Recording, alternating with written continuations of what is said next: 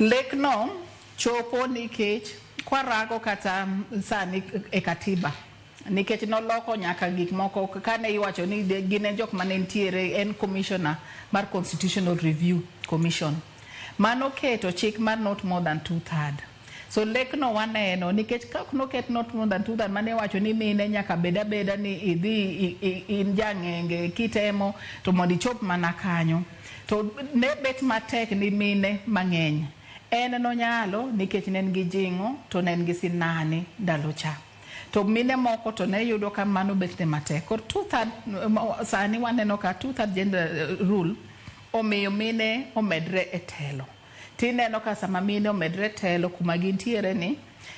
kata e county iyudo ka county assemblies kuma mine omedre telo tiyudo ka koro chike moko bede makonyo mondo ng'ato kik jwange kit chwech ne nitie koro iyudo ka policies moko mano nego wabedgo kata the policies mawacho kata gender mainstreaming policy marango ni kik bagi ama kik ng'ato bed ni ok rang kit chwech ni nitie sani koro nikech wan gi jok mopogre e telo mano bende iyudo ni sani kata sani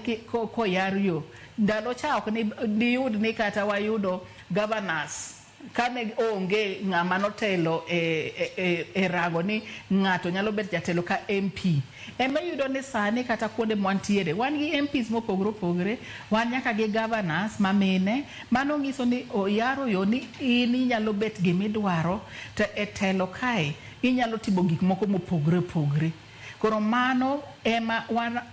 waneno kuom gima Phoebe no yawonwa to wanene nyaka sani ni kodhi mano obologo dongo nyaka sani to dongo motegno. Kinde moko ne ana wuon na timo romo kode kendo no temo wacho ni